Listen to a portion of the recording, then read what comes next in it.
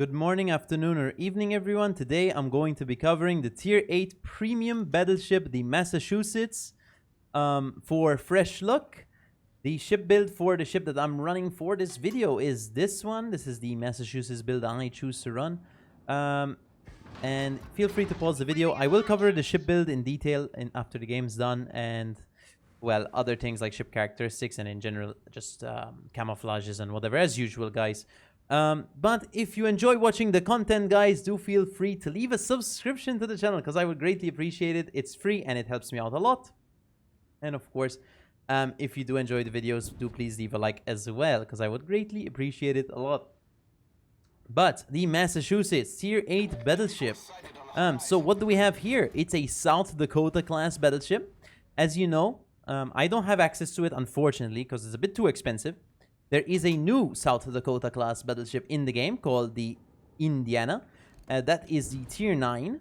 But unfortunately, again, I don't have access to that one. I can't really afford it. It's a bit too expensive for me, so I'm not going to be covering that one. Instead, I'll be covering the Massachusetts today because it's also a South Dakota class battleship, and for fun, why not?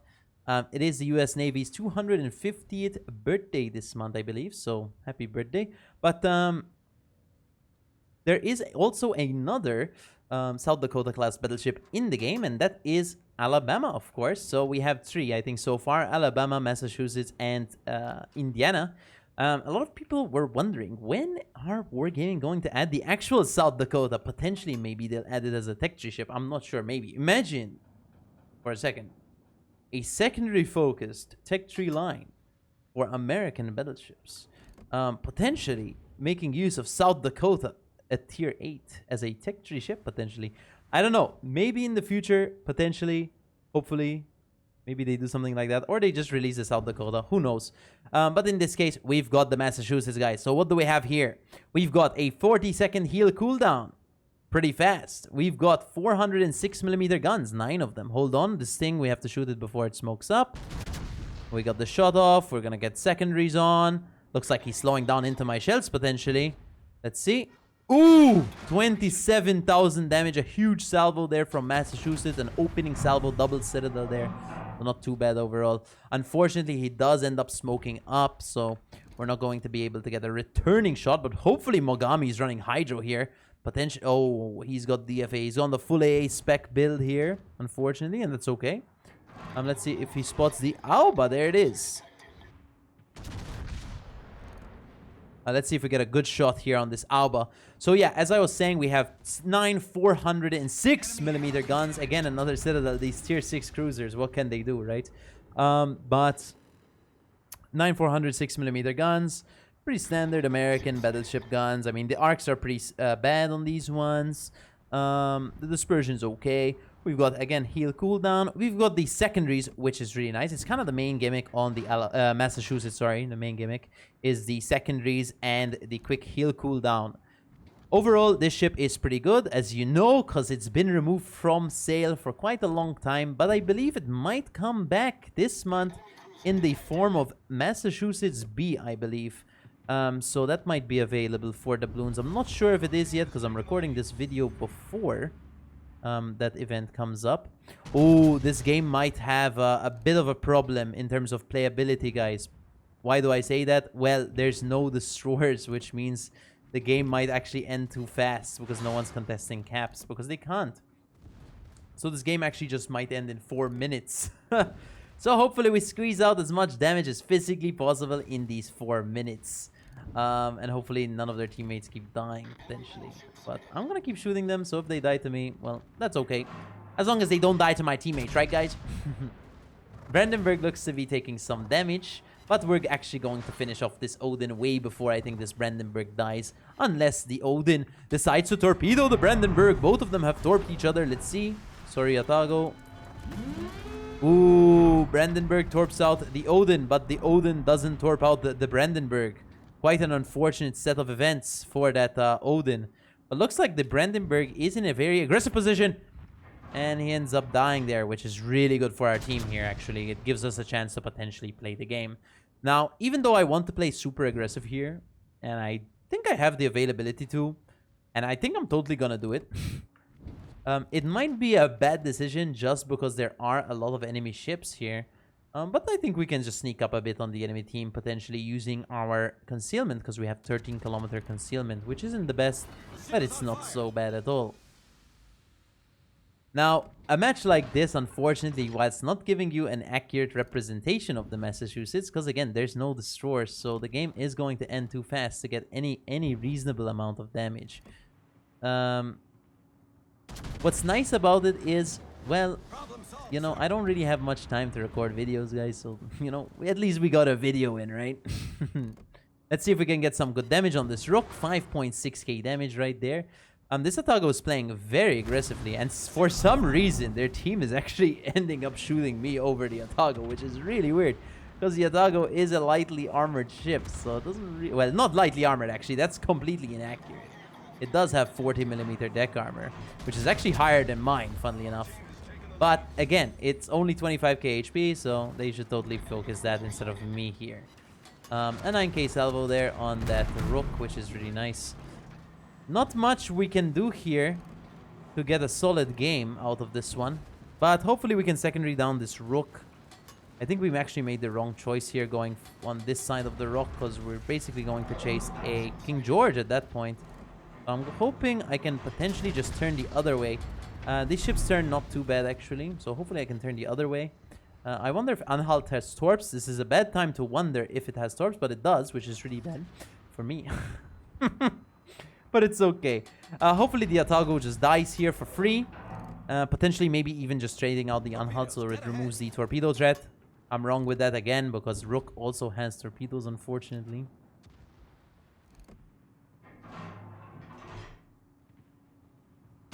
Going on a shot on this La Galissonière. This game is live commentary, as you can tell. In terms of strategy, there's not much strategy, guys. This is a game without destroyers, so the strategy is kind of sit on rocks. You can, because there's not real big torpedo threats, except for these battleships, I guess you could say.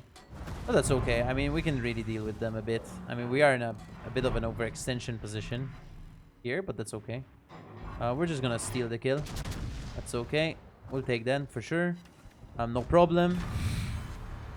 Mines is going to get shots on us. We're gonna pop a reverse here. An S key function. Reason is we want to hide from this mine, so he's gonna farm me, and potentially we can actually get shots on this King George who's behind us.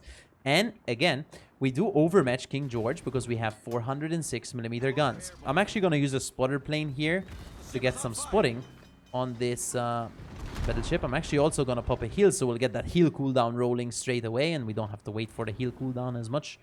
Now the problem here is, because I'm in an overextended position, we're going to get crossfired by their team, and namely the King George and the Amagi, and the Anhalt. Well, I think we over reversed here, overcorrected. 18k.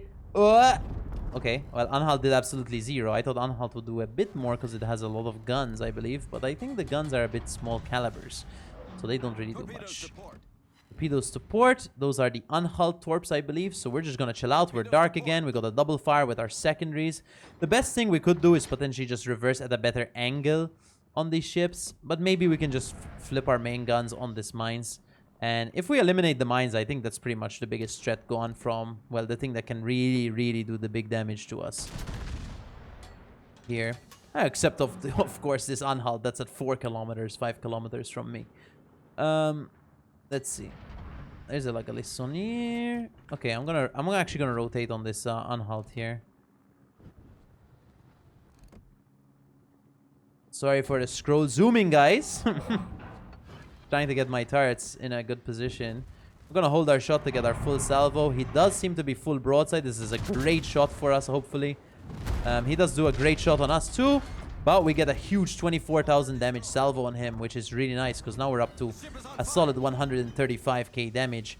I'm actually gonna decide to actually just run it ahead of us to avoid this Anhalt in general, and potentially just run into the La Galissonière with secondaries instead.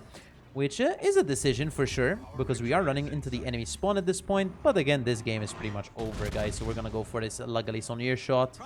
And then we're going to flip over to potentially the King George. We got a devastating strike there. A nice little salvo, of course. 152,000 damage so far. Maybe we can finish off the mines with our secondaries. We're going to rotate our secondaries onto those. We're going to rotate our main guns on this King George.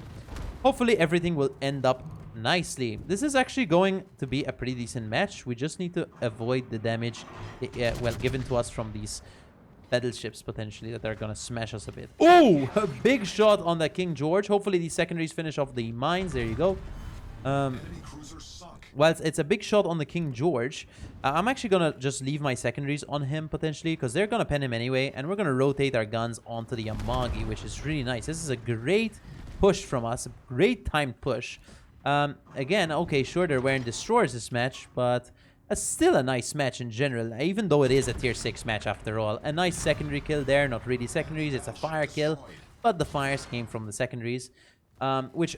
well, squeezes us over the 200k damage mark here on the Massachusetts. 4 kills so far. Only 60 points left, so we only get 1 salvo left, unfortunately. Hopefully, we end up finishing the Amagi so we can squeeze out the Kraken, but I just don't think it's gonna happen. Because, well, he is still really healthy, unfortunately. This is our last salvo here, so I'm actually gonna time it a bit better. Which could be a bit cringe, guys, but you know what? We're just gonna time it a bit better, maybe. To get his full broadside. And let's see. Gonna go for... he's a bit too angled, unfortunately. We're gonna have to go for the shot right now because the game's about to end. This is the best salvo we can potentially get on him, which is only around 6,000 damage, unfortunately. But that's game. So for personal score, we ended up doing 214,998 damage, 62 shell hits, 5 plane kills, 4 kills, 5 fires, 5 citadels, a lot of 5s. Sadly, not 5 kills. 1 assisted in cap, 225 secondary hits, and 2 spotted ribbons. We got first grade, unfortunately not an expert that game. Devastating strike, confederate, close quarters expert, dreadnought, and high caliber for our achievements. For team score, we ended up doing top of our team there at 2.4k basic speed. Quite a nice game for Massachusetts in general. This was a destroyerless tier 6 game. Made it a lot easier for us to play. For detailed report, we ended up getting 52k on that King George, 29k on the Rook, 24k on the La Galissonière, 800 damage on the mines, 31,000 on the Anhalt, 27,000 on the Trento, 24k on the Yamagi, 15k on the Auba, and 9k on the Odin, with 4 planes shot down from the Ryuho or Ryujo. 17k, well, 177,000 damage came from AP there, 32,000 from actual secondary pens, and then we also had only 4,000 damage from fires that game. Not a lot of fire damage, probably because we're just getting big damages with our main guns and secondaries. I guess, well, big damage is 32,000. Damage received, 109,000 with 2 million potential damage. For credits and XP, this is the credits and XP screen.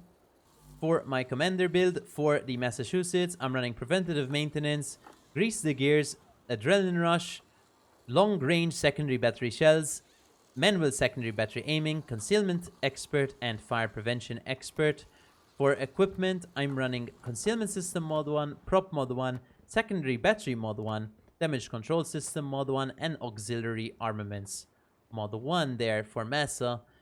For the armor layout for the Massachusetts, we've got 32mm nose armor, 32 side armor, 32 aft armor, and then a 38mm deck. Quite large superstructure, as you can see, which is easily damageable, but overall you should have a pretty good time because the Citadel is also pretty low in the water, very hard to hit. Does that mean it's impossible to hit it? Well, it's really hard actually, so that doesn't mean you should sail full broadside. As you saw, the freeboard is really high, so you're gonna eat a lot of pens. But in general, you can kind of just angle and have a better time. Just don't show full broadside because you're still going to eat massive damage regardless. Maybe not citadels, but massive damage. For survivability, we've got 69,650 HP, 46% torpedo protection damage reduction, huge torpedo protection damage reduction on these South Dakota class battleships.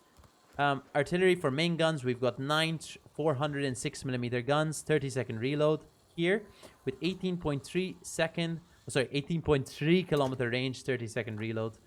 Overall, pretty decent guns actually, especially on this secondary ship with pretty decent armor. So overall, these guns are going to do pretty well against lower tier ships. The dispersion's not the best, but again, the ship can perform pretty well in general. as you saw last game. For secondaries, we've got these 127mm guns with pretty improved accuracy, 5.5% fire chance, 1.8k alpha, only 21mm of pen. That's the kind of downside of them. But if you take IFHE, you're going to pen cruisers, I believe, at least the 25mm cruisers, so you should have a pretty decent time. And that being said, you are reducing your fire chance down quite a lot, but it really depends. Against the tier 7 battleships, you should have, I think, an overall good time. Maneuverability, 28.9 knots, which means it's not really the fastest ship at the tier. 710 meter turning circle radius. Turning circle radius isn't too bad, but the rudder shift time at 15.7 is not so fast. For the concealment, we've got 13 kilometer detection, which is pretty decent. Not the best, again, but pretty decent regardless. So, for the exterior camouflage for the Massachusetts here, we've got this lovely two-tone camouflage. A great design. I'm not sure if it's historical or not. Some of these are actually historical, the historical camos these ships wore. I believe it also wore the navy gray, I'm sure, in real life, but this is one of those. Maybe it actually wore this one, because they did actually wear camos like this sometimes. For the alternate camouflage, this is it. This one, of course, is not historical. It's just an inversion of the other one, but this one actually looks really good as well. Definite recommendation to run this one as well as the other one, but I actually prefer the other one. You also have this little, I'm not sure what it is. Kindly explain in the comments below, because I'm actually not so sure. And I'm sure some of you guys know what it is. But yeah, that's pretty much the Massachusetts for this video. I'm not sure what the price it's going to be available for is.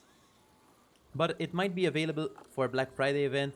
It will be the Massa B, unfortunately, not the Massa normal. But again, you get a little, well, a nice camouflage here as well with this one. In general, so overall pretty nice regardless. But that was the normal Massachusetts, guys. They're the exact same, by the way. Massachusetts B and Massachusetts are the exact same, just to let you know. But that's pretty much it for this video, guys. In terms of, do I recommend you get the Massachusetts if it's for sale? If it's for doubloons, it depends, of course. If you have a lot of doubloons available, it is a really good ship at tier 8. It's not as good as when it came out, but it is still really good, as you saw last game, especially into tier 6s. Into tier 10s, you might have a harder time. That doesn't mean it's going to play really bad. Well, against certain tier 10s, you're going to have a really hard time, especially the secondary ones. But against tier 6s, 7s, 8s, even some 9s, you should be able to play pretty well. And it can be pretty fun and ranked as well. So overall, a pretty good ship regardless. So in terms of recommendation, if you have the doubloons to spare for it, definitely, I think you should think about getting it. Potentially maybe watch some other content from some other content creators. But that's it, guys. A good ship, for sure. But that's pretty much it for this video. I hope you enjoyed the Massachusetts fresh look video, guys. If you did, do leave a like and a sub to the channel and the video. Otherwise, I'll see you in the next video. Do let me know what ship you want me to cover. But yeah, that's pretty much it. And I'll see you in the next video. Big fan.